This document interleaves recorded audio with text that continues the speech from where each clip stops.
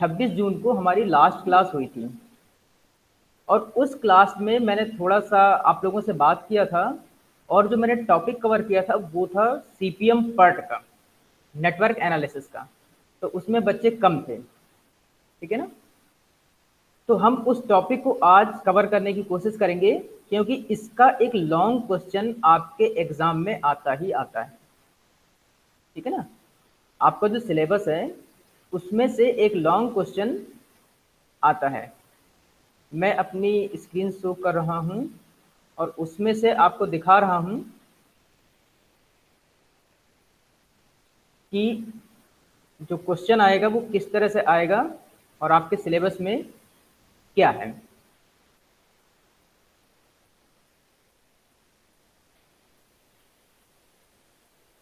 Late us सी, ये रहा आपका सिलेबस।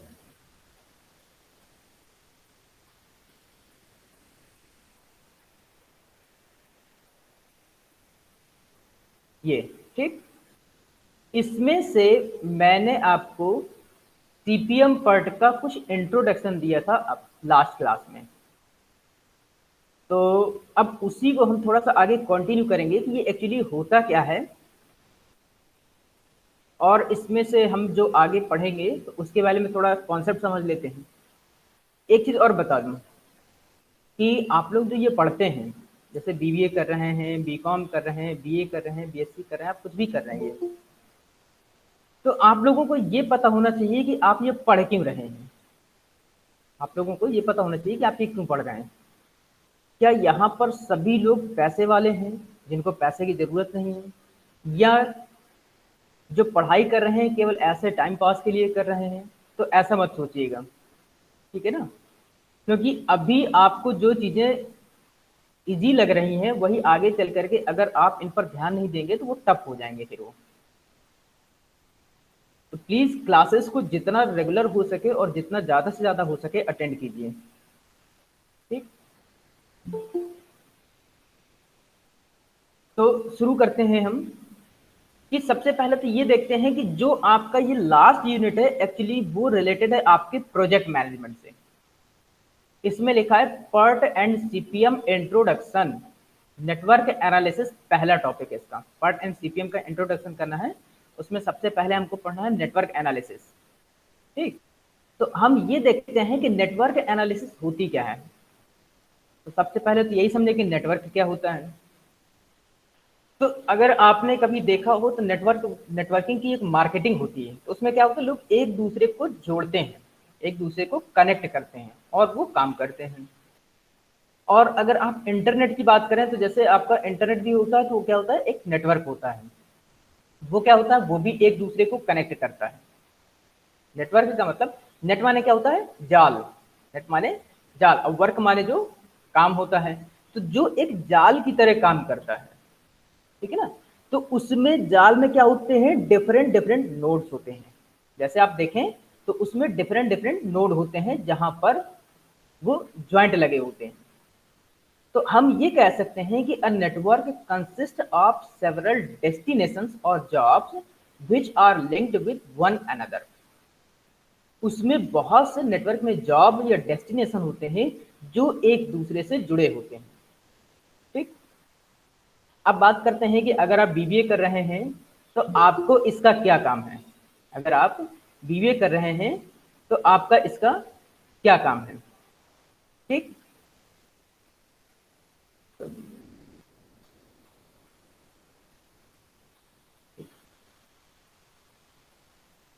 तो जब आप कहीं अगर मैनेजर वगैरह बन जाते हैं, मान लीजिए मैनेजर बन जाते हैं, तो आपने देखा होगा कि इस समय नेटवर्क मार्केटिंग का बहुत ज्यादा कॉन्सेप्ट चल रहा है।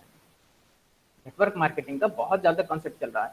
ये तो मार्केटिंग की बात हो गई, इसके अलावा जो प्रोजेक्ट मैनेजमेंट में इसका इस्तेमाल होता है, जो आपके प्रोजेक्ट चलते हैं ऑर्गेनाइजेशन में। हम इसका भी एक एग्जांपल लेंगे। मान लीजिए आपको परचेज मैनेजर मैनेजर बना दिया गया, आपको कुछ सामान खरीदना है कंपनी के लिए, या आपको प्रोडक्शन मैनेजर बना दिया गया, तो आप इन सब चीजों को कैसे मैनेज करेंगे। तो आपको क्या लगता है कि आप वहां पर केवल ऐसे जैसा दिखता है वैसे कर लेंगे? नहीं, ऐसा नहीं होता है। वहां पर आपको कुछ टूल्स और टेक्निक्स को अप्लाई करना पड़ता है। और वो टूल्स और टेक्निक्स कौन से होते हैं? वो वही होते हैं जो आप लोग यहाँ पर पढ़ते हैं। और जब तक आप उसका प्रैक्टिकल इम्प्लीकेशन नहीं समझेंगे, तब तक आप उन चीज़ों को सही से अप्लाई नहीं कर पाएंगे। जब हमारे यहाँ कंपनी प्लेसमेंट के लिए आती है, तो वो उनका प्रैक्टिकल एस्पेक्ट देखती है कि बच्चे में कितनी क्रिएटिविटी है। मान लीजिए वो क्या करते हैं, कोई प्रैक्टिकल एक प्रॉब्लम दे देंगे और उससे पूछेंगे कि आप इसको सॉल्व कीजिए, तो वो उस समय उसकी क्रिएटिविटी होती है कि वो उसको कैसे सॉल्व करता है। तो हम मानते हैं कि आपको एक ट्रांसपोर्ट मैनेजर बना दिया गया है, ठीक है ना। अब अगर आप ट्रांसपोर्ट मैनेजर हैं, तो आपको क्या करना है? If you are a transport manager, तो आपको क्या करना है कंपनी के लिए? आप अपनी कंपनी की ट्रांसपोर्टेशन कॉस्ट को मिनिमाइज करेंगे। अगर आप किसी कंपनी में ट्रांसपोर्ट मैनेजर बना दिए गए, या हम मान के चलते हैं कि आपको परचेज मैनेजर बना दिया गया, तो जो परचेज मैनेजर जब बनेंगे, तो आपको क्या होता है कि आपको कंपनी को बेनिफिट देना है। जब कंपनी को बेनिफिट देना होता है, तो आप ये सोचेंगे कि जो कॉस्ट लग रही है, मान लीजिए आपको परचेजिंग करनी है, तो परचेजिंग कैसे करेंगे? अपनी कॉस्ट को मिनिमम से मिनिमम करके, ठीक है ना। तो उस कॉस्ट को कैसे मिनिमाइज करेंगे? तो अब यहां पर देखिए, हम एक एग्जाम्पल ले रहे हैं कि अगर आप एक ट्रांसपोर्ट मैनेजर या परचेजिंग मैनेजर हैं, तो अपनी कॉस्ट को कैसे कम करेंगे, हम उसका एक एग्जाम्पल ले रहे हैं। Let us see an example. Let us consider a real life situation involving a shortage food problem. मान लीजिए कि आपको कंपनीज में जहां पर प्रोडक्शन मैनेजर हैं, तो उस कंपनी की फैक्ट्री में प्रोडक्शन होता है, उस फैक्ट्री से आपको अपने गोडाउन तक माल को भेजना है। जो फिनिश्ड गुड्स आपने तैयार किया है, आपको अपनी फैक्ट्री से उसको स्टोर हाउस तक या गोडाउन तक आपको भेजना है, ठीक है। तो let us consider a real life situation involving a shortage food problem. A leather manufacturing company has to transport the finished goods from the factory to the store। ठीक, ये आपकी प्रॉब्लम होगी। The path from the factory to the storehouse is through certain intermediate stations as indicated in the following diagram। अब हम देखते हैं, एक diagram है हमारे पास। Let us see, this is a diagram। ये डायग्राम है। तो कह रहे हैं कि जब आप ट्रांसपोर्ट मैनेजर बन गए हैं, तो फैक्ट्री से स्टोर हाउस तक ले जाने के लिए कई रूट हैं। मान लीजिए आपकी फैक्ट्री पनकी में है, तो पनकी से आपको बड़ा चौराहा तक आपको माल भेजना है, तो आप कौन सा रूट लेंगे?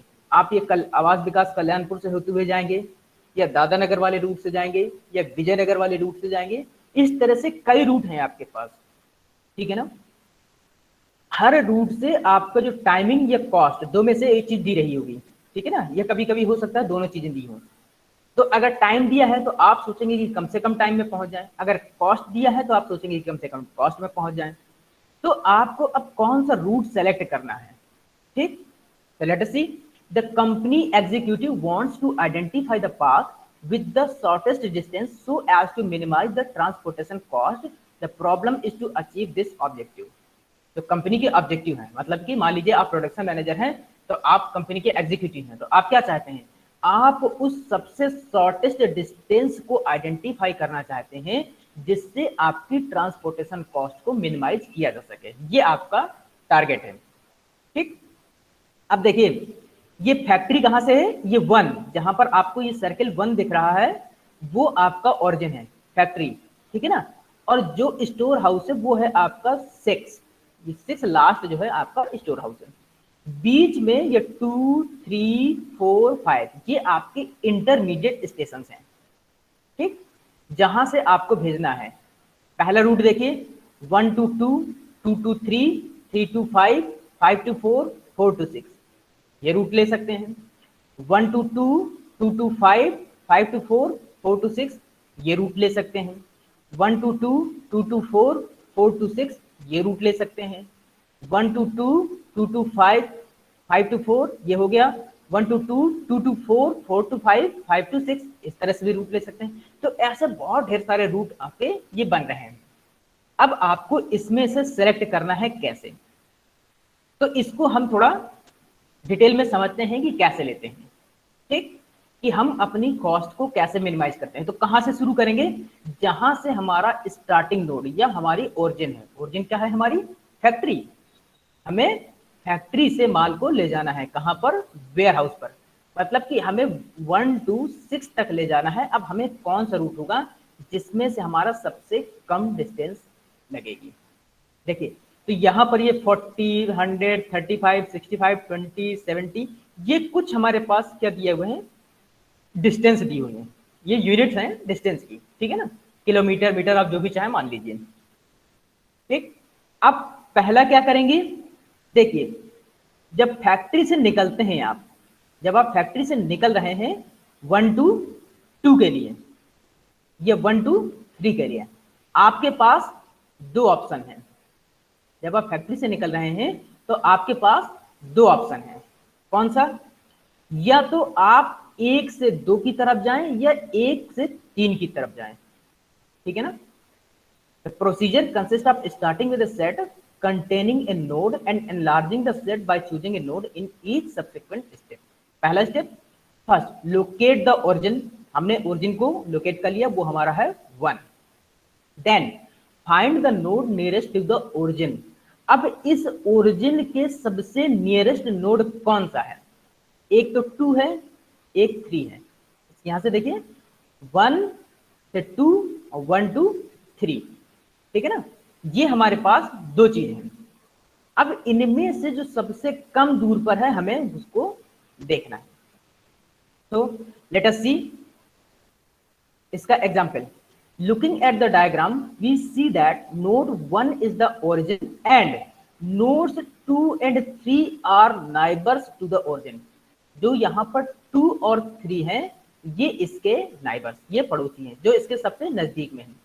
अब 1 से 2 जाने के लिए आपको 40 यूनिट की डिस्टेंस कवर करनी है और 1 to 3 जाने के लिए आपको 100 यूनिट की डिस्टेंस कवर करनी है, ठीक? तो इसका मतलब कि आपका जो 1 to 2 है ये वाली डिस्टेंस शॉर्ट है रेदर देन 1 to 3 से, ठीक है ना?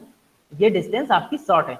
तो हम क्या कर रहे हैं कि 1 to 2 वाली जो डिस्टेंस है हम इसको डार्क एज में कन्वर्ट कर देते हैं। देखिए, हमने 1 to 2 वाले को डार्क में कन्वर्ट कर दिया। हम इसको थोड़ा सा थिक लाइन बना दिया, मोटी लाइन, और उसको हमने डार्क कर दिया, ठीक? अब इसको थोड़ा आगे देखते हैं। Looking at the diagram we see that node 1 is the origin and nodes 2 and 3 are neighbours to the origin. Among the two nodes, we see that node 2 is at a distance of 40 units from the node 1, whereas node 3 is at a distance of 100 units from node 1. ठीक? So now we have to select the minimum of between the 40 and 100. So which is minimum? That is 40. Okay? 40 आपका minimum है तो हम 40 वाले को select कर लेंगे। Thus, the node nearest to the origin is node 2 with a distance of 40 units. So out of the two nodes 2 and 3, we select node 2. मैंने अभी यही चीज बताई कि हमने node 2 को सेलेक्ट कर लिया। अब जैसे ही हम ये सेलेक्ट करेंगे तो हम एक नोड का सेट बना लेंगे। हम नोड का एक सेट बना लेंगे। कैसे?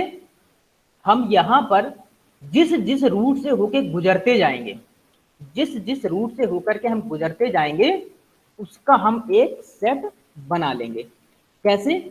वो सेट बनेगा इस तरह से कि हम 1, 2, 1 to 2 हमने इसको इस तरह से लिख लिया, ठीक है ना? 1, 2। अब and construct a path connecting the node 2 with node 1 by a thick line and mark the distance of 40 in a box by the side of node 2। तो जो ये 40 हमने यहाँ पर ये ऊपर लिखा है ना, हमने यहाँ पर ये 2 के ऊपर लिखा है, ये 40 जो है इस 2 के ऊपर लिखा है। हम एक बॉक्स बनाएंगे और उसके ऊपर 40 लिख देंगे। तो ये हमारा हो गया पहला step. This is our first iteration is shown in the diagram. ये हमारे पास पहला काम हो गया। अब क्या करेंगे? अब हम 1 से 2 पर तो पहुंच गए, 1 से 2 पर पहुंच गए। अब हमें क्या करना है? इस 1 से 1, 2 और 3, 1, 2 और 3 से भी हमें देखना है कि उसके आगे जाने के लिए, हमें कौन सा पाथ सेलेक्ट करना पड़ेगा। आगे जाने के लिए हमें कौन सा पाथ सेलेक्ट करना पड़ेगा। तो देखिए 1 2 और 3, 1 2 और 3 के में, तो 2 के करीब और 3 के करीब, 2 और 3 के करीब कौन कौन से हैं? एक तो ये 4 हो गया, ठीक है, 2 से हमें आगे जाना है, ये 4 हो गया, और 1 के जो करीब है जिससे आगे जाना है वो 3 हो गया। ठीक है ना, हमारे पास यहां से 1 से 2 जाने तो हमने कर लिया, अब 1 से 3 के लिए एक रूट है, फिर जहां से हमने कंप्लीट कर लिया है 2 वाला, तो 2 से आगे जाने के लिए, तो 2 से जाने के लिए एक 4 है, 2 से जाने के लिए एक 5 है, और 2 से जाने के लिए एक 3 है। ये 3 रूट हैं। जब हमारा 2 कंप्लीट हो गया तो 2 से जाने के लिए हमारे पास 3 रूट हैं, 2 to 4, 2 to 5, 2 to 3, और हमारे पास 1 से जाने के लिए एक रूट है, दैट इज 1 to 3। हमारे पास इतने ऑप्शन हैं जब हमने पहला स्टेप पूरा कर लिया। तो अब देखिए, अब हमें क्या करना है कि इसमें जितने भी रूट हैं हमारे, सबसे मिनिमम को सेलेक्ट करना है। अब देखिए, जब 1 to 3 की डिस्टेंस कवर करते हैं तो हम कितना डिस्टेंस कवर करेंगे? 100 यूनिट का। ठीक, अब यहां से 100 यूनिट हो गया, अब 2 से 3 वाले में 35 यूनिट्स का, 2 to 3 में 35 यूनिट का, 2 to 4 में कितना? 95 यूनिट्स का, और 2 to 5 में कितना? दैट इज 65 यूनिट्स का। अब देखिए, 1 से 3 में 100 यूनिट, 2 से 3 में 35 यूनिट, 2 से 4 में 95 यूनिट, और 2 से 5 में 65 यूनिट। इतनी डिस्टेंस हमें कवर करनी है। अब हमें इन डिस्टेंस में से जो सबसे मिनिमम है उसको सेलेक्ट करना है। किसमें से? 100, 35, 95 एंड 65। तो इन चारों में से हमारे पास सबसे कम है 35। तो हम इस 35 वाले रूट को सेलेक्ट कर लेंगे। 35 कौन सा है? 2 to 3, 2 to 3 वाला रूट। तो हम क्या करेंगे कि इस 2 से 3 वाली जो लाइन है, जो रूट इस डिस्टेंस आ रही है, हम इसको एक डार्क कर देंगे और थिक लाइन में इसको कन्वर्ट कर देंगे। ठीक है ना, तो minimum of 100, 35 and 95 and 65 is that is 35। So 1 to 2 and 2 to 3, 1 to 2, 2 to 3। तो हम अब हमारे पास पाथ कौन सा बन जाएगा? अब हमारे पास बनेगा 1, 2, 3। ठीक है, और मैं यहां पर नीचे पाथ बना देता हूं 1, और मैं यहां से एक एरो खींच देता हूं जो हमारे पाथ को डिफाइन करेगा। वो ये रहा। ठीक, 1, फिर ये 2, और इस एरो के आगे हमारे पास आएगा 3, और ये यहां पर मैंने बना दिया 3। ये हमारा रूट हो गया 1 to 2, 2 to 3। ठीक, अब हमें क्या करना है? 2 to 3 वाले रूट को हमें डार्क कर देना है। तो देखिए, अगले स्टेप में मैंने क्या किया, 2 to 3 वाले रूट को मैंने डार्क कर दिया। अब देखिए, 1 से 2, 2 से 3 कितनी डिस्टेंस हो गई टोटल? 40 पहले थी 1 से 2 में, और 2 से 3 में थी 35। तो टोटल डिस्टेंस हो गई हमारी 75। टोटल डिस्टेंस हो गई हमारी 75। ठीक है ना, अब देखिए, बाकी की जो अदर डिस्टेंस है उसको भी देख लीजिए। अगर हमारे पास दो रूट बनेंगे, या तो हम यहां पर हमें 6 तक जाना है, तो हम या तो ऐसे जा सकते हैं 1 2 3 5। ठीक है ना, या तो फिर हम ऐसे जा सकते हैं 1 3 2 4 यहां से। ठीक है ना, या 1 3 5 यहां से भी जा सकते हैं। लेकिन हमें चूंकि 1 2 3 वाला रूट है, तो हम कौन से दो रूट सेलेक्ट कर सकते हैं? 1 2 3 या 1 3 2। अभी तो हमें यहीं से जाना है क्योंकि हमें 2 पर तो हर हाल में जाना है। तो अब देखिए, इन दोनों में से शॉर्टेस्ट डिस्टेंस कौन सी है? अगर हम 1 3 2 करते हैं तो 100 प्लस 35 135, मतलब कि 1 3 2 वाले रूट से अगर हम इसका 1 3 2 वाला रूट देखें, 1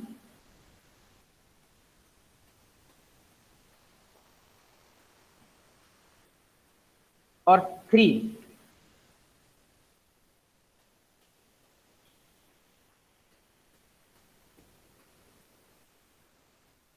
1 3 और इसी के आगे हम ये 2 वाला रूट ले रहे हैं, ठीक, 1 3 2। तो इसमें आपको जो लग रहा है वो लग रहा है 135 का डिस्टेंस, और इसमें जो लग रहा है वो लग रहा है 75 का डिस्टेंस। तो इसका मतलब कि हमें रूट कौन सा सिलेक्ट करना है, 1 2 3 का, ठीक। अब आगे देखते हैं। अब हम जब यहाँ 3 पर पहुंच गए, अब हमें फिर से रिपीट करना है। हमारे पास अब रूट कौन सा है, 1 2 3। अब जब इस 3 वाले पर पहुंचेंगे तो अब हमारे पास कौन सा रूट है, 3 से 5 के लिए, ठीक, और 2 से 4 के लिए और 2 से 5 के लिए, ये रूट है हमारे पास। तो अब हम जरा इसमें से कैलकुलेट कर लेते हैं, अब इसमें से हमारा कौन सा मिनिमम पड़ेगा, ठीक। देखिए 2 से 4 जाएंगे, 2 से 4 जाएंगे 95 यूनिट। याद रखिएगा हमें टोटल डिस्टेंस निकालनी है, ठीक है ना, जो हमारी सबसे कम हो।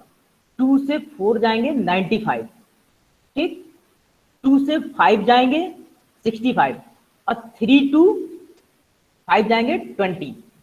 लेकिन जो हमारे पास पिछली लाइन, जो हमारे पास पिछला था 1 2 3 जाने में और 1 3 2 जाने में, जो हमारे पास 135 और 75 था, हमें उनको भी लेना पड़ेगा, ठीक है ना। अब देखिए, अब हम यहां से या तो 4 पर जा सकते हैं या तो 5 पर जा सकते हैं। इस 3 और 2 से या तो हम 4 पर जाएं या तो हम 5 पर जाएं। अब देखिए इस 2 और 3 से 4 और 5 पर जाने के लिए हमारे पास कितना डिस्टेंस कवर होता है। अब देखिए 1 2 4, 1 2 4 वाले में देखिए 40 पहले था, 95 ये है, 40 प्लस 95। अगर हम नोड 1 से स्टार्ट करते हैं, node 4 is at a distance of 95 units from the node 2, while node 2 is at a distance of 40 unit from node 1। ये 2 जो है 40 यूनिट था। अब जो चौथा है वो है 95 यूनिट, 2 से 4। तो अब अगर हम 1 to 4 जा रहे हैं तो हमारे पास टोटल कितना होगा, 135 का, 40 पहले था और 95 ये, तो हमारे पास हो गया 135। अब इसी के आगे देखिए, as regards node 5 there are 2 path. अब यहाँ 5 पर जाने के लिए हमारे पास 2 रूट है, कौन, 2 से 5 और 3 से 5, 2 से 5 और 3 से 5।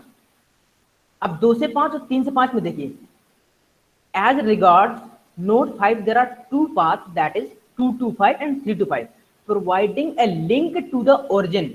We already know the shortest route from 2 and 3 to the origin। जो 2 से 3 का रूट है वो शॉर्टेस्ट है, जो 2 से 3 का रूट है वो शॉर्टेस्ट है। तो मतलब कि हम यहाँ से 1 2 3 और अब यहाँ से 5 की तरफ जा रहे हैं, अब हम यहाँ से 5 की तरफ जा रहे हैं। तो जिसका कितना है, जो मिनिमम है वो कितना आ रहा है, दैट इज 20, ठीक है ना। तो अब इसका देख लीजिए, 1 से 2 में 40, 2 से 3 में 35, 40 35 75, ठीक है ना। और इसके बाद 5 तक जाने में 20, 3 to 5 कितना 20, तो 75 और 20 कितना हो गया 95, ठीक है ना। तो इसका मतलब कि हम जब चल रहे हैं तो 1 से 4 तक जाने में हमें लग रहा है 135, और 1 से 5 तक जाने में हमें लग रहा है 95, ठीक है ना। 1 से 4 तक हमें 135 और 1 से 5 तक हमें कितना 95। अब देखिए, तो अगर ये 95 हमारा लग रहा है तो हमें कौन सा रूट सेलेक्ट करना पड़ेगा, मतलब कि 1 2 3 5 वाला, क्योंकि ये कम है। 1 2 3 5। अब हम यहां पर इसको थोड़ा हटा देते हैं, अब मैं इसके आगे एक एरो और बना देता हूं, और 1 2 3। अब 3 से जाएंगे हम सीधा कहां पर, 5 पर। ये हमारा रूट हो गया, ठीक। और मैं यहां पर कर देता हूं 1 3 5, ये हमारे पास सेट हो गया, ठीक। आप देख रहे हैं कि अगर हम जाने को हम कैसे जा सकते थे, जो हमारे पास रूट था 1 2 4 6, या 1 2 4 5 6 ऐसे जा सकते थे, या 1 2 5 6 ऐसे जा सकते थे। लेकिन हम कैसे आए हैं 1 2, 3 और 5 यहां से। अब हमें आगे ये और चेक करना है कि 5, 4, 6 जाना है, ये 5, 6 जाना है। हमें 5, 4, 6 जाना है या हमें 5, 6 जाना है। तो हम पहले क्या करें, जो हमारा 3 to 5 वाला रूट था, जो हमारा 3 to 5 वाला रूट था, हम उसको डार्क कर देते हैं। देखिए मैंने यहाँ पर 3 to 5 वाले रूट को मैंने डार्क कर दिया, और जो हमारे पास टोटल डिस्टेंस थी वो हमने एक बॉक्स में 5 के पास लिख दिया। जो हमारे पास टोटल डिस्टेंस थी वो मैंने एक बॉक्स में 5 के पास लिख दिया। तो हमारी टोटल डिस्टेंस क्या थी, 35। अब ये चीज देखिएगा, अब यहां से हम 6 पर जा रहे हैं 5 से, और हम 4 से भी जा सकते थे, लेकिन जब हम 1 to 4 वाली डिस्टेंस कवर कर रहे थे तो हमें डिस्टेंस कवर करनी पड़ रही थी 135 यूनिट की। अब देखो इसमें इंटरमीडिएट स्टेशन तो पड़ रहे हैं ओरिजिन से 2 ही, दूसरा और चौथा, ठीक है ना, लेकिन इसकी डिस्टेंस जो हो रही थी ज्यादा, कितनी, 135 की। लेकिन हमने यहाँ पर जब 1 2 3 5 इंटरमीडिएट स्टेशन पड़े 3, ठीक, लेकिन हमारे पास डिस्टेंस कम हो रही है, दैट इज 95, ठीक। तो अब हम जब यहाँ 5 पर आ गए हैं, तो अब 5 पर आने के बाद अब हमारे पास कौन सा रूट बनता है, 5 से 4 या 6 का जाएं, 4 और 6, ठीक है ना। हम अगर 4 पर जाते हैं तब हमें कितनी डिस्टेंस कवर करनी पड़ेगी, और जब 6 पर जाएंगे तब हमें कितनी डिस्टेंस करनी पड़ेगी। तो हम कौन सी डिस्टेंस लेंगे, जो हम जहां तक अभी आ चुके हैं, जो हम अभी जहां तक आ चुके हैं 4 और 6 के लिए। तो 95 प्लस, अब 4 पर जाने के लिए 70 और, तो 95 प्लस 70 कितना हो गया, 165। अगर आप 5 से जाएंगे 4 की तरफ तो कितना हो जाएगा, 165, ठीक। और अगर 5 से आप 6 की तरफ जाते हैं तो इसमें 40 यूनिट्स की डिस्टेंस कवर हो रही है, ठीक। तो 95 प्लस 40 कितना हो रहा है, 135, ठीक है ना। 5 से 4 की तरफ तो 95 तो आप ऑलरेडी कवर कर चुके हैं, ठीक है ना। तो 95 प्लस 70 दैट इज 165। और जब 6 की तरफ जाएंगे, क्योंकि आपको पहुंचना तो स्टोर हाउस ही है, तो वहां पर आपका हो रहा है 135। तो आप यहां पर कौन सा ले लेंगे, कौन सा कम है, 135 वाला, 135 वाला कम है किससे, 165 से। तो हम क्या करेंगे, हम एक और पाथ बना देंगे 5 to 6 से, 5 to 6 से। देखिए now the distance 135 is marked in a box by the side of node 6, since we have got a path beginning from the start node and terminating with the stop node। अब हमें एक path मिल गया है, तो हमारे पास जो अगला path आएगा वो कौन सा आएगा, 5 के बाद 6 वाला, ठीक। तो मैंने इसके आगे बना दिया 6, ये रहा। अब ये देखिए 1 2 3 5 6, 1 हमारा ओरिजिन था, ठीक, 6 हमारा टर्मिनेटिंग था, जहां पर हमें खत्म करना था। अब अगर इसके अलावा आप किसी भी रूट से जाकर के देख लीजिए, इसके अलावा बहुत से रूट हैं। देखिए अगर आप ऑप्शन देखेंगे 1 2 3 5 4 6, ये रहा। यहां से देखिए 1 2 5 4 6, फिर यहां से देखिए 1 2 5 6, ये भी देख लीजिए, 1 3 5 6, ये भी देख लीजिए, ठीक, 1 2 4 6, ये सारे के सारे रूट हैं, किसी भी रूट से जा सकते हैं। लेकिन अब देख लीजिए कि जो रूट हमने सेलेक्ट किया है, मतलब कि जो आपको डार्क वाला दिख रहा है उसमें से आपको सबसे कम डिस्टेंस मिलेगी, इसके अलावा और ऐसा कोई भी रूट नहीं है जिससे आप इससे कम डिस्टेंस निकाल सकें, ठीक है ना। तो इसका मतलब कि जो हमारा एग्जीक्यूटिव होगा, अगर आप प्रोडक्शन मैनेजर हैं तो आप कौन सा पाथ सेलेक्ट करेंगे, 1 2 3 5 6 वाला, ठीक है ना। तो referring to the above diagram we see that the shortest route is provided by the path 1 to 2, 2 to 3, 3 to 5 and 5 to 6 with a minimum distance of 135 unit, ठीक। तो ये हो गया आपका नेटवर्क, ये आपका नेटवर्क हो गया। अब इसमें से कुछ हमें टर्म होते हैं, वो हमें जान लेने चाहिए कि वो टर्म कौन कौन से होते हैं, ठीक। और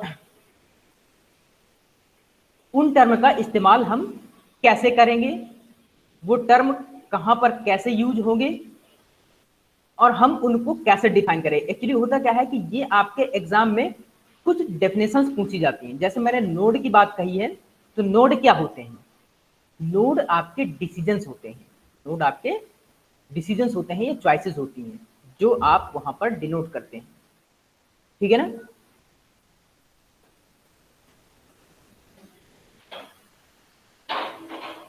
नाउ अब ये तो हो गई हमारे पास नेटवर्क की बात, ये हो गई हमारे पास नेटवर्क की बात जो हमने अभी बनाया। अब नेटवर्क जब हो गया तो अब प्रोजेक्ट मैनेजमेंट में इस नेटवर्क का इस्तेमाल कैसे करेंगे। अगर आप प्रोडक्शन मैनेजर हैं और आपको कोई एक प्रोजेक्ट मिला हुआ है, तो उसमें क्या होता है और आप इसका इस्तेमाल कैसे करेंगे। तो सबसे पहले बता दें कि जो नेटवर्क होता है वो एक्टिविटीज का इंटर रिलेशन है, एक्टिविटीज का इंटर रिलेशन। अभी मैंने डेफिनेशंस में बताया था कि आपके पास डिफरेंट डिफरेंट एक्टिविटीज होंगी और उनको इंटर रिलेटेड करना है उनको, ठीक है ना। जैसा कि हमारे पास एक प्रोजेक्ट था क्या, कि हमें शॉर्टेस्ट रूट को फाइंड करना था अपने फिनिश्ड गुड्स को फैक्ट्री से स्टोर हाउस तक पहुंचाने के लिए। तो अब इन एक्टिविटी को हम कैसे डिनोट करेंगे, एक्टिविटी क्या होती है, कहां से शुरू होती है, कहां पर खत्म होती है, उसके पहले की एक्टिविटी का क्या इंपॉर्टेंस है, उसकी बाद की एक्टिविटी का क्या इंपॉर्टेंस है, पहले वाली एक्टिविटी क्या होती है, बाद वाली एक्टिविटी क्या होती है, ये सारा चीजें आपको समझना पड़ेगा, ठीक। तो पहले समझ लेते हैं कि एक्टिविटी क्या होता है।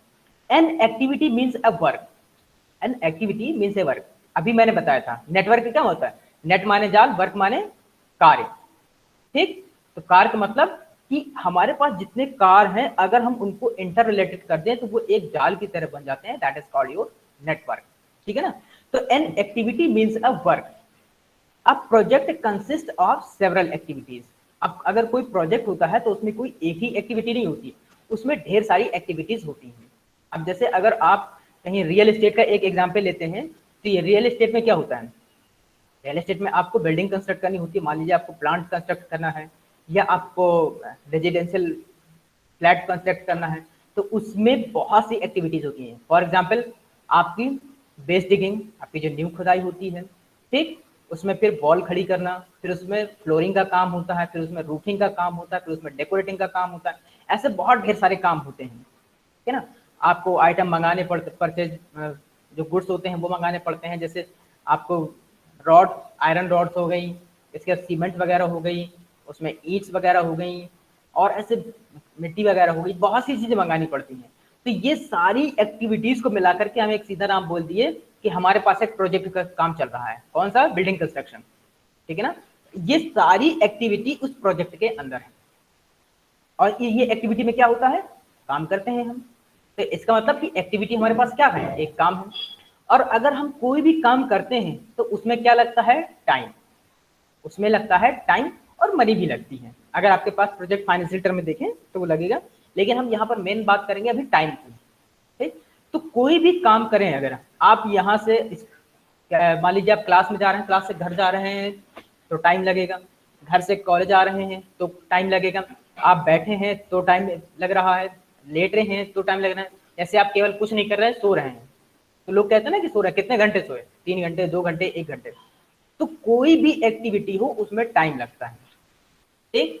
अब हम बात करते हैं कि अगर हमारे पास अगर प्रोजेक्ट काम चल रहा है, उसमें ढेर सारी एक्टिविटी है, तो हम उसको कैसे डिनोट करेंगे, हम उसको डिनोट करेंगे एक एरो से, एक एरो से। अगर हमारे पास कोई प्रोजेक्ट है और हम उसमें किसी एक्टिविटी को डिनोट करना है तो हम उसको एक एरो बना देंगे, ठीक। और उस एरो में एक तरफ नुकीला कर देते हैं, जैसे आपने तीर देखा होगा ना, और एक तरफ हम पीछे ऐसे खाली छोड़ देते हैं। तो जो निकीला साइड होता है, जो निकीला साइड होता है वो ये दिखाता है कि वहां पर एक्टिविटी जाकर के खत्म हो रही है, जो उसका हेड होता है, जो टिक आप ये ट्रायंगल टाइप का देख रहे हैं ब्लैक वाला, जहां हेड है उसका एरो का, वहां पर माना जाता है कि आपका काम वो खत्म हो गया। और जहां पर एरो का टेल होता है, मतलब पूंछ होती है, वहां से ये मानते हैं कि काम शुरू हुआ है। ठीक, जैसे अब क्या, जब उसमें धनुष में आप तीर चढ़ाते हैं ना, तो उसकी पूंछ पकड़ के खींचते हैं, वो शुरुआत होती है। और खत्म कहां होता है, जब उसका हेड जहां पर हिट करता है, तो जहां पर हेड हिट करेगा वो आपका फिनिश होगा। तो हेड वाला हो गया आपका फिनिश वाला, और आपका टेल वाला हो गया स्टार्ट वाला। ठीक, जैसे यहां पर हमने एक एग्जांपल लिया है फ्लोरिंग का। Construction of a house involves various activities. तो flooring is an activity in this project. Flooring जो फर्श वाला काम होता है, उसमें एक एक्टिविटी है जिसको हमने यहां पर डिनोट किया हुआ है। ठीक, तो ये तो हो गई एक्टिविटी। अब बात करते हैं इवेंट क्या होता है। इवेंट का मतलब होता है किसी भी काम की स्टार्टिंग या एंडिंग, एंडिंग या स्टार्टिंग। जब कोई भी एक्टिविटी शुरू होती है तो that is called your beginning event, और जब वही एक्टिविटी खत्म होती है तो that is called ending event. ठीक है ना, जब आपकी कोई एक्टिविटी शुरू हुई तो बिगिनिंग इवेंट। इवेंट का मतलब आप इस तरह से समझ सकते हैं कि जैसे कहीं कोई इनॉग्रेशन होता है, इनॉग्रेशन होता है तो क्या कहते हैं कि आज शादी का इवेंट है। ठीक है ना, शादी का इवेंट है तो मतलब कि वहां आज शादी की शुरुआत हो रही, बाकी तो बाद में फिर जो चलता रहता है, एक्टिविटी चलती रहती है, शादी के बाद फिर एंडिंग कहाँ होती है आपको पता ही नहीं है। ठीक है ना, तो एंडिंग कहाँ होगी, वो होता है। और जो स्टार्टिंग होती है वो कहाँ होती है, वो एक्टिविटी है। ठीक, तो जो एक्टिविटी स्टार्टिंग या बिगिनिंग या एंडिंग या टर्मिनेटिंग, ठीक है ना, स्टार्टिंग या बिगिनिंग एक ही चीज है, टर्मिनेटिंग या एंडिंग एक ही चीज है। तो जो जहां से स्टार्ट होती है उसको स्टार्ट इवेंट बोलते हैं, और जहां पर खत्म होती है वहां पर एंड इवेंट बोलते हैं। और हम इसको डिनोट करते हैं एक सर्किल से। हम इसको डिनोट करते हैं एक सर्किल से। कैसे, जहां से स्टार्ट किया वहां पर एक सर्किल बना देते हैं, और जहां पर हमने खत्म किया वहां पर एक सर्किल बना देते हैं। ठीक है ना, और इस इवेंट को हम बोलते हैं लोड। जो इवेंट है उसको बोलते हैं हम लोड। ठीक है ना, तो यहां पर देखिए मैंने एक तीर बनाया है, तीर की टेल पर एक सर्किल बनाया, और तीर के हेड पर एक मैंने सर्किल बनाया। एरो के टेल और हेड दोनों पर मैंने एक सर्किल बना दिया, और एक पर लिख दिया स्टार्ट और एक पर लिख दिया स्टॉप। तो ये हो गया आपका इवेंट। तो ये इवेंट ही आपके कहलाते हैं नोड। ठीक है ना, क्योंकि अभी आपके एग्जाम में जब पूछेगा तो एक शॉर्ट फॉर्म में आया करता है AON। ठीक है, तो आपको वहां पर ये फुल फॉर्म नहीं दिया होगा, तो आपको याद रखना होगा एक्टिविटी ऑन नोड। ठीक है ना, इस तरह से पूछा जाता है वो। तो अगर आपको याद नहीं होगा कि एक्टिविटी क्या होती है और नोड क्या होता है, तो आप फिर उसको डिफाइन नहीं करोगे। शॉर्ट क्वेश्चन में पूछा जाता है, ये कई बार आया है। ठीक है ना, तो इस चीज को थोड़ा ध्यान दीजिए कि जो हमारे पास इवेंट होते हैं स्टार्टिंग या एंडिंग वाले, उनको हम बोलते हैं नोड। ठीक है ना, अब यहां पर देखिए मैंने एक एग्जाम्पल लिया है, starting A punching machine is an activity. एक पंचिंग मशीन को स्टार्ट करना एक एक्टिविटी है। ठीक है ना, stopping the punching machine is another activity. अब उसको स्टॉप करना एक दूसरी एक्टिविटी है। तो जहां पर मैंने स्टार्ट किया तो वो स्टार्टिंग इवेंट हो गया। ठीक है ना, और जहां पर मैंने उसको बंद किया वो स्टॉपिंग इवेंट हो गया।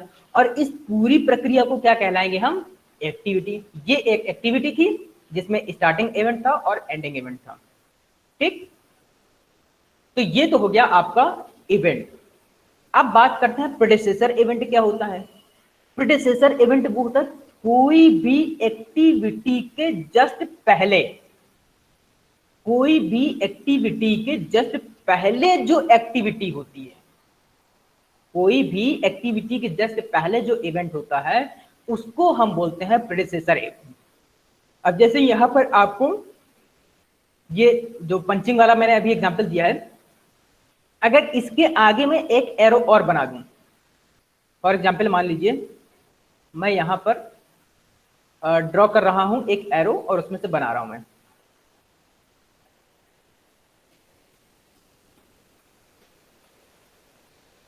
ये मेरे पास एक बन गया और इस पे मैंने लगा दिया एक ये सर्किल।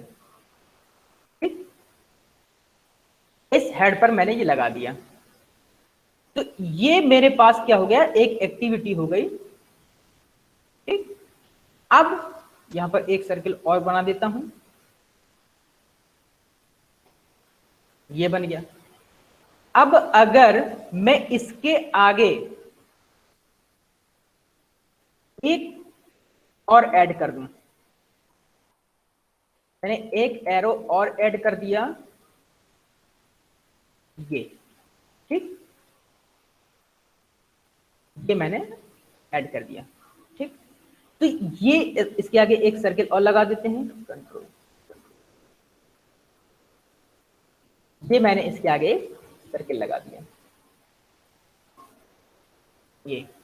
तो जो आगे मैंने लगाया है उसके लिए ये पीछे वाला प्रेडेसेसर है, जो पीछे वाला प्रेडेसेसर है, ये प्रेडेसेसर इवेंट है पीछे वाला, किसके लिए, आगे वाले इवेंट के लिए। इसके प्रेडेसेसर का मतलब कि पहले वाला इवेंट। तो जो ये वाला एरो है इसके पहले का इवेंट कौन सा है, ये वाला। ठीक है ना, और जस्ट इसी का उल्टा मतलब कि इसके बाद वाला इवेंट कौन सा है, ये वाला।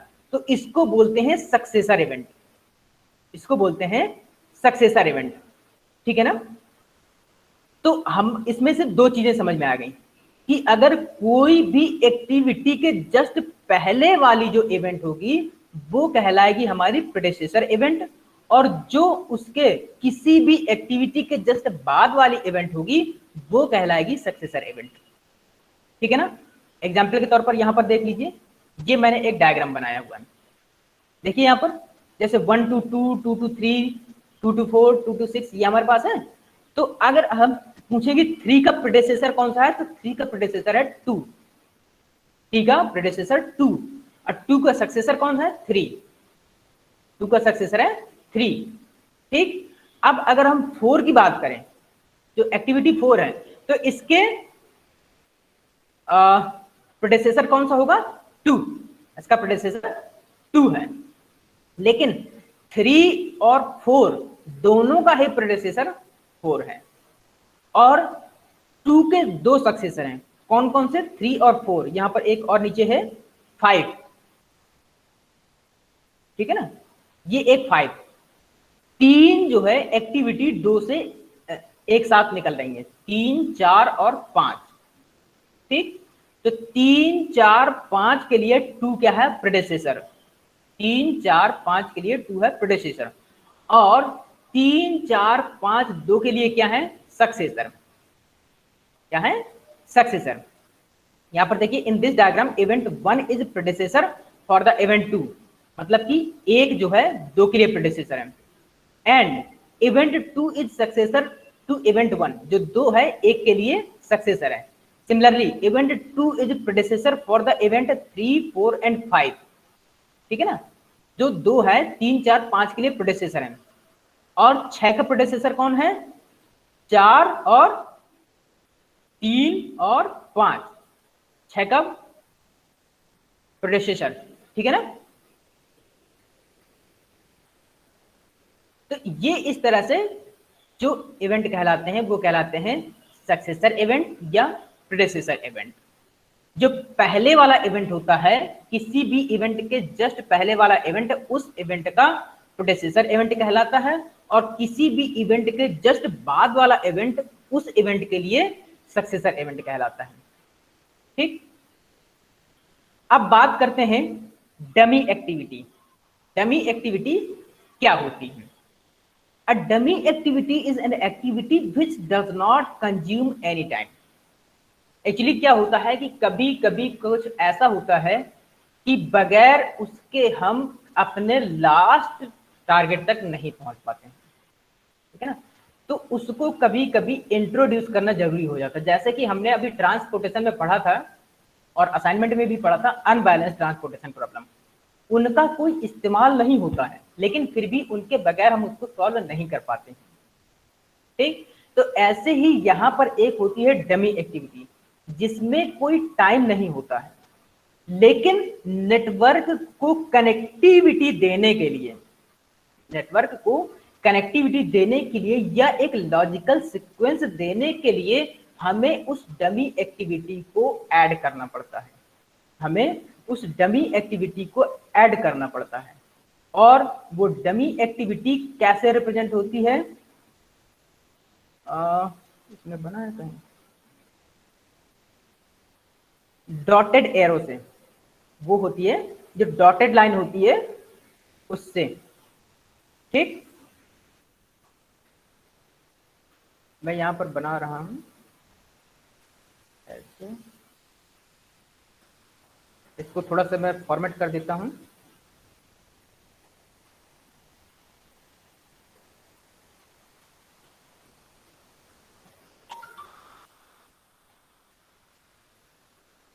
ओके,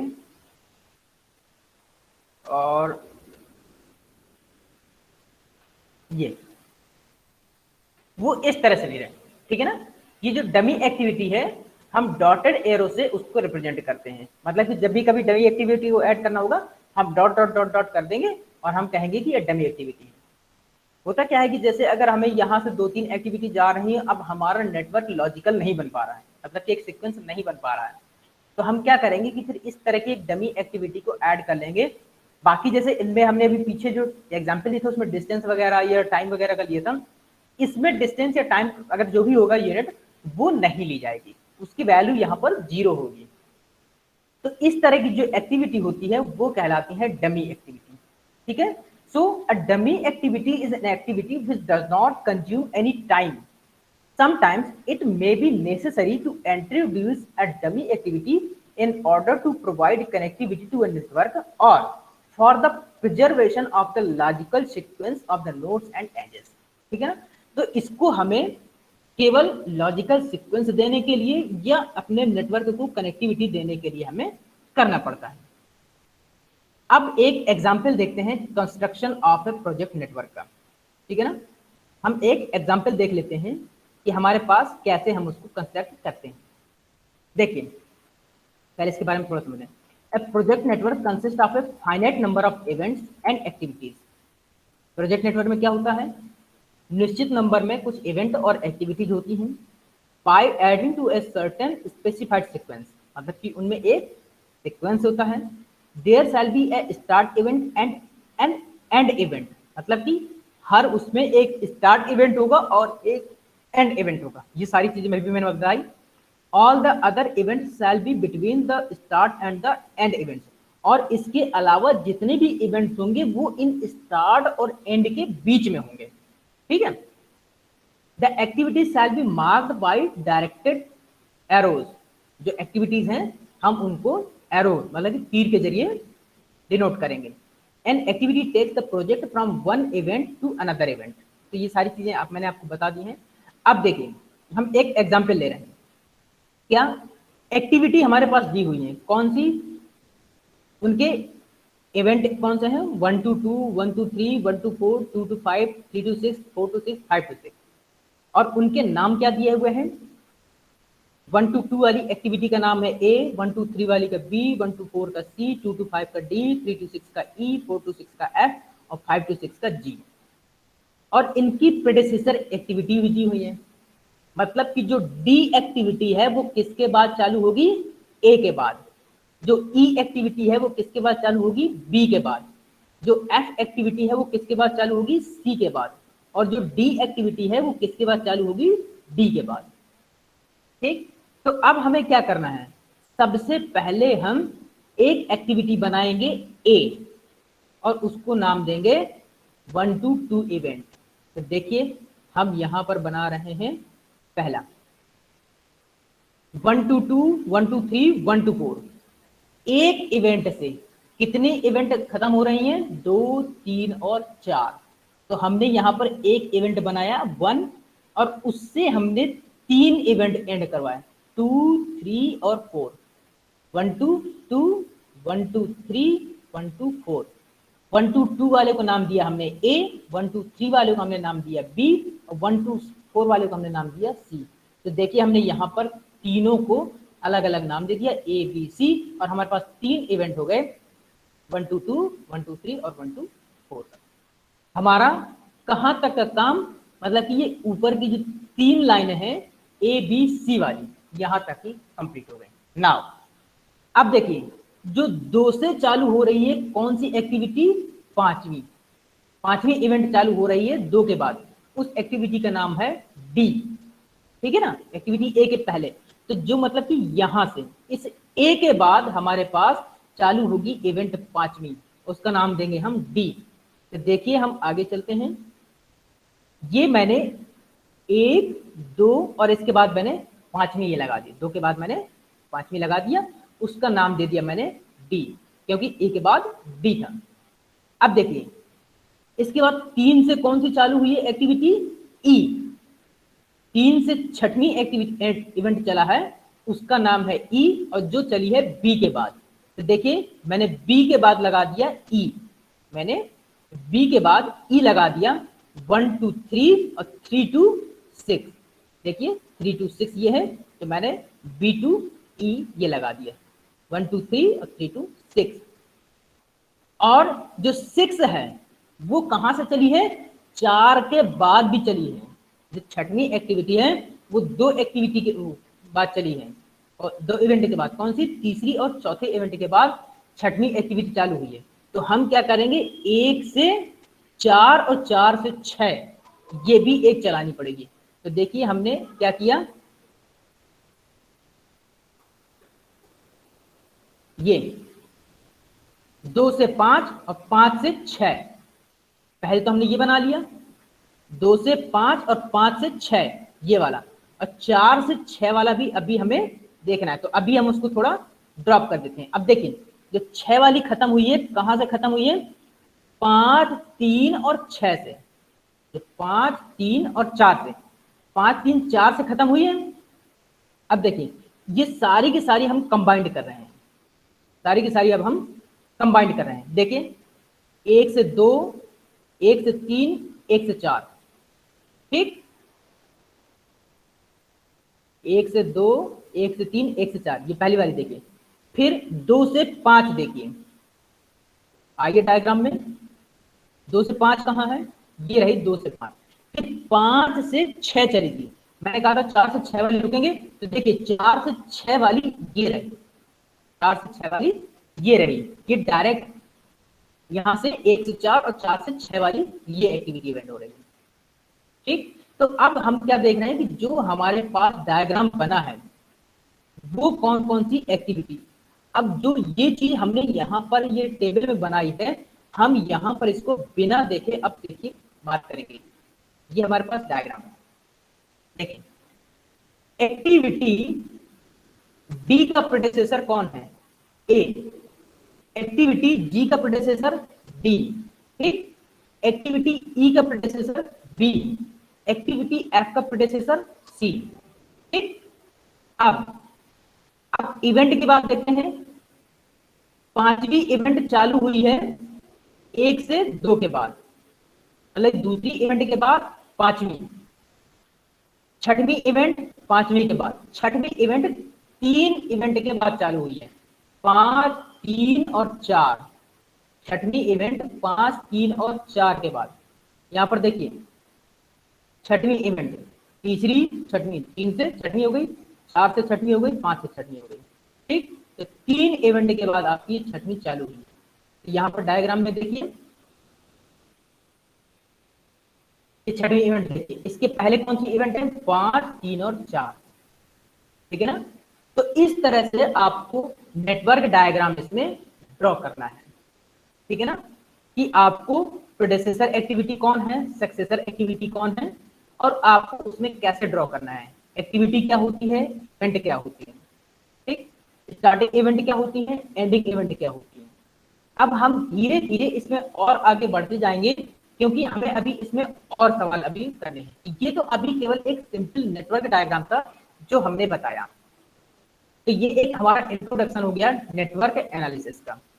इसके बाद हम इसमें न्यूमेरिकल और इसके नेटवर्क तो आपको लगभग मोस्टली सभी क्वेश्चंस में आपको ड्रॉ करना ही पड़ेगा। अब हमें एक चीज और निकालती होती है, इस नेटवर्क में होता है ये सारे के सारे क्या है, पाथ। ये जैसे 1 to 2, 2 to 5, 5 to 6, ये एक पाथ हो गया। 1 to 3, 3 to 6, एक ये पाथ हो गया। 1 to 4, 4 to 6, एक ये पाथ हो गया। ठीक है ना, ये हमारे पास पाथ होते हैं। तो इन्हीं में से हमें एक और निकालना पड़ता है, क्रिटिकल पाथ। इन्हीं में से एक हमें निकालना होता है क्रिटिकल पाथ। तो हम आगे जानेंगे कि क्रिटिकल पाथ मेथड क्या होता है। ठीक, तो ये रहा आज के बारे में नेटवर्क एनालिसिस और उसका इंट्रोडक्शन। अब अगर यहां तक किसी को कोई प्रॉब्लम हो तो पूछ सकता है।